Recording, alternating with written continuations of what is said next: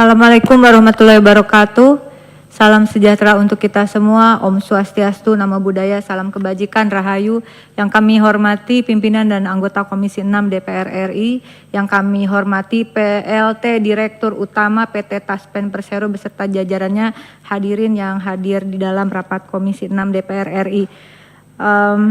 Menyambung dari beberapa teman terdahulu, tapi sebelumnya izin pimpinan, saya minta dipaparkan skema tadi terkait beberapa jaminan kecelakaan kerja, program tabungan hari tua, program pensiun, program jaminan kematian, cost sharing antara pekerja dan pemberi kerja, itu presentasenya seberapa Pak? Izin boleh pimpinan?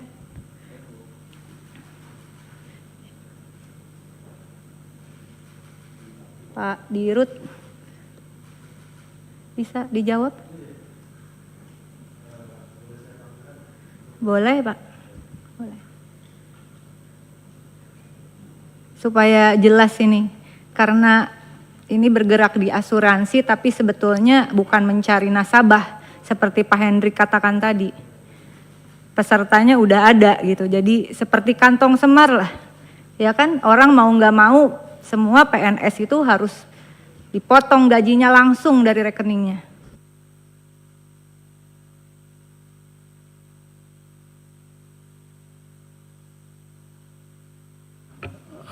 Untuk detailnya, Bu Rike, mohon izin nanti mungkin bisa dijawab oleh Pak Direktur Operasional. Izin pimpinan, Saya juga boleh, nggak apa-apa sih. Jangan nanti Pak, karena, Oh, iya, karena boleh. uang yang diakumulasi ini kan Iya. yang diinvestasikan. Slide-nya ada nggak? Oke, sebutin ya.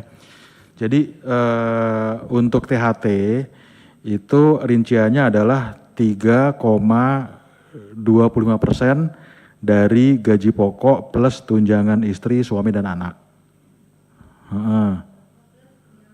Ya, kemudian untuk JKK, ya. Itu dari pekerja. JKK 0,24%. 0,24% dari Dari gaji pokok. tunjangan dan anak. No, gaji pokok. Gaji pokok dari pekerja atau ada cost Dari sharing? pekerja. Dari pemberi kerja, sorry. Dari pemberi kerja. Pemerintah berarti ya? Ya. Terus JKM 0,72. JKM. 0,72 dari gaji pokok, ini juga dari pemberi kerja. Oke, terus ada lagi? THT 3,25% dari pekerja. Ini pensiunnya. Ini pemberi kerja. Jaminan kematian, jaminan kecelakaan kerja, jaminan tabungan hari tua, pensiun. Nah, pensiunnya 4,75%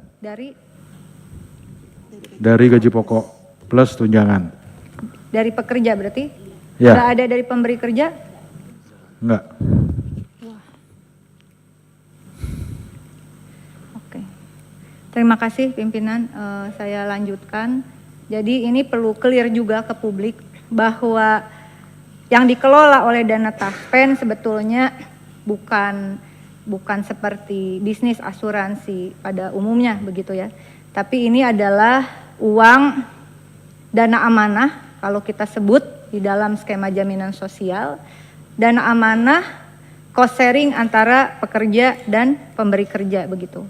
Dan yang ditanggung oleh pemberi kerjanya yaitu pemerintah tadi 0,24% untuk JKK dan 0,72% untuk jaminan kematian. 4 tambah 2, 6, 2 tambah 7, 9, berarti 0,96% saja yang dari pemberi kerja.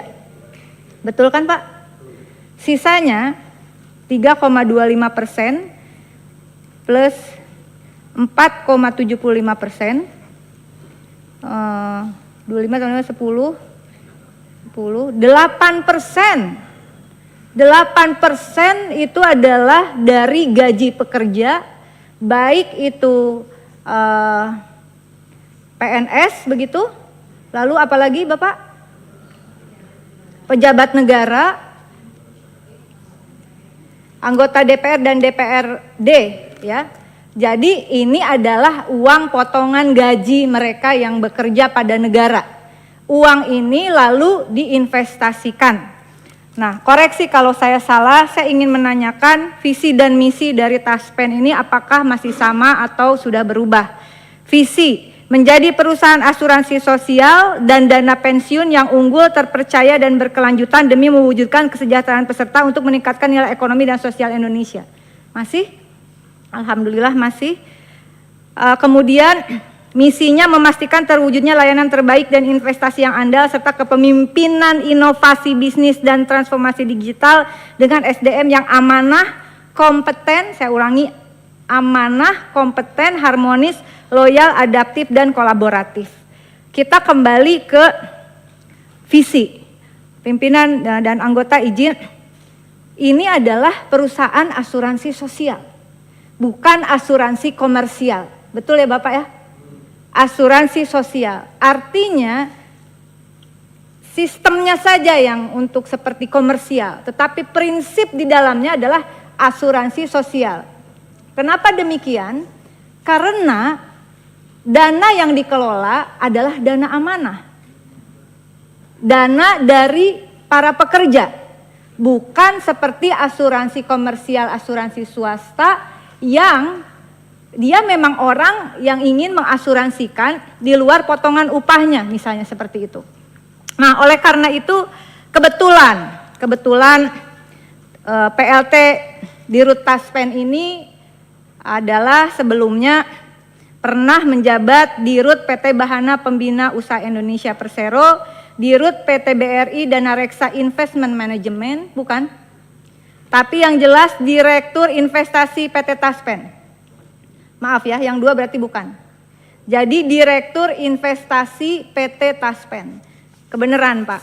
Nah, dana-dana yang diakumulasikan tadi Bapak, saya kira di sini berarti ada 108,69 triliun yang untuk THT, tabungan hari tua, yang potongan 3,25% ya, betul ya. Kemudian yang iuran pensiun juga itu dana dari potongan pekerja 4,75%. Saya langsung saja ingin menyampaikan sama sebetulnya seperti rekan-rekan yang lain. Ada indikasi kuat terjadinya investasi fiktif yang sudah ramai di pemberitaan begitu. Betul ya Pak ya? Investasi fiktif 1 triliun. Berarti kalau saya boleh katakan dengan tadi kenapa saya minta dijelaskan ini uang siapa, pekerjakah atau mereka yang seperti di asuransi komersial, ternyata uang ini adalah uangnya para pekerja yang bekerja pada negara. Dari atas sampai bawah Pak ya. Jadi jangan dibayangin hanya pejabat negara di level atas. Totalnya berapa sekarang? 3, berapa juta Pak? Total 7,6 juta 11.277 dari atas sampai bawah. Potongan gaji orang yang bekerja, saya ulangi lagi Pak ya. Potongan gaji orang yang bekerja sampai level bawah. Jangan ngebayangin yang jabatan-jabatannya menengah ke atas yang gajinya gede. Bayangkan Bapak supaya punya imajinasi yang sama nih. Karena saya yang ngotot minta penjadwalan Taspen.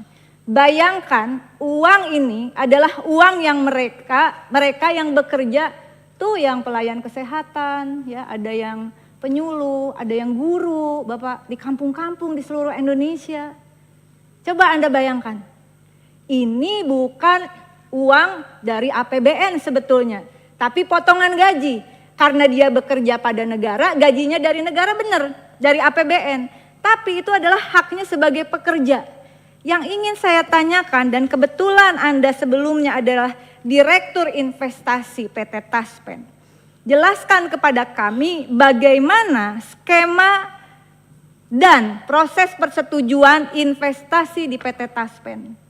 Bapak ini jangan kayak nggak ngerti ya soal tadi pembagian persentase atau memang tidak mengerti. Bukan yang tadi, misalnya ini dari potongan UPAS, memang tidak tahu. Harusnya tahu, supaya kita feel-nya tuh sama. Oh ini duit orang yang kerja di pelosok-pelosok di seluruh Indonesia, total 7,6 juta tadi. Bagaimana fungsi manajemen resikonya? Jadi yang pertama, bagaimana proses persetujuan investasi di Taspen? Di mana posisi komite investasi Taspen? Bagaimana prosedur pengangkatan pimpinan dan anggota? Apa ada komite investasi Taspen? Ada kan? Bagaimana mekanisme seseorang bisa ditetapkan sebagai komite investasi Taspen? Lalu bagaimana skemanya, dan Anda juga sekarang masih merangkap sebagai direktur investasi Taspen. Keputusan itu kan pasti tahu dong. Kalau nggak tahu berarti saya jadi bertanya, kenapa bisa ada di sini? Tahu kan? Bagaimana prosedur mekanisme SOP investasi itu? Lalu karena ini sudah jadi pemberitaan. Saudara-saudara, jadi uang potongan gaji tadi terindikasi kuat ada investasi fiktif sekitar kurang lebih 1 triliun. Betul ya? Meskipun sekretaris perusahaan pada 3 September 2023 corporate secretary Mardiani Pasaribu masih sudah pensiun. Dia mengatakan tidak ada apa-apa. Tapi kemudian ada indikasi investasi fiktif 1 triliun. Nah, kan orang investasi nih, direkturnya. Apa sih yang dimaksud investasi fiktif? Tolong dong jelasin Pak, paling tidak kepada kami di sini begitu. Nah, dari penelusuran berita yang sudah dilansir oleh media-media yang kredibel saya kira, rekanan Taspen dalam investasi fiktif ini adalah PT Insight Investment Management. Bagaimana prosedur Anda bisa memutuskan, menyetujui sebagai direktur investasi? Apakah tidak melalui persetujuan direktur investasi atau tanpa sepengetahuan direktur investasi ke PT Insight Investment Management, dan PT Insight Investment Management ini kemana investasinya? Tadi kan Pak Hendrik sudah menyinggung tuh, ada investasinya, ini juga nanti mohon tertulis Bapak ya. Mohon tertulis. Investasinya ini SBN, reksadana, obligasi korporasinya ini apa? Apa obligasi korporasi ya Pak Hendrik ya? Pak Hendrik, jangan seperti makro begini dong. Kita juga harus tahu depositonya di mana, sahamnya dan seterusnya dan sebagainya. Nah, apakah PT Insight Investment Management termasuk di dalam struktur investasi yang Bapak jelaskan tadi? Tapi kemana jelasnya begitu? Nah, bagaimana yang terakhir adalah bagaimana dengan mitigasi Taspen agar tidak terjadi hal serupa ke depan. Kebetulan Anda merangkap jabatan PLT Dirut dan masih menjabat sebagai direktur investasi. Persoalan asuransi sosial, investasinya juga sesuai dengan tadi misinya, kepemimpinan yang amanah, itu yang paling penting menurut saya. Kita memperjuangkan agar ini dana amanah Pak, kalau kami dalam jaminan sosial, karena ini dalam asuransi sosial bukan komersial, sebenarnya ini dana amanah. Bagaimana mekanisme keputusan investasi itu? Yang terakhir, hasil pemupukan atau investasi itu diberikan kepada siapa? Apakah diberikan nanti dalam perhitungan THT masuk, termasuk pensiun? Apakah kami semua termasuk yang ada di ruangan ini, termasuk teman-teman sekretariat yang PNS, yang dipotong tadi total 8% itu, yang saudara putuskan investasi, apakah ada akumulasi nanti ketika kami pensiun?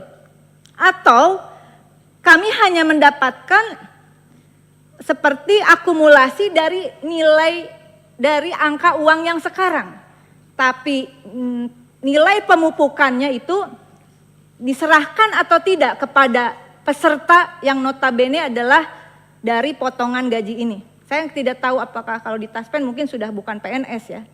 Tetapi kalau asuransi itu kan, kalau kita asuransi komersial, kan sistemnya nih asuransi komersial, hasil pemupukan itu nasabah dapat dong Pak, bener nggak? Nah kalau di Taspen, nasabah dapat nggak? Jangan sampai nanti mereka terutama yang di garda terdepan pelayanan publik kerja dipotong total 8%, ternyata nilainya itu tidak mengikuti hasil investasi dan tidak ada maknanya untuk pensiun dia 20 tahun ke depan misalnya. Nah ini juga perlu kami tanyakan, mohon dijawab. Demikian pimpinan, terima kasih.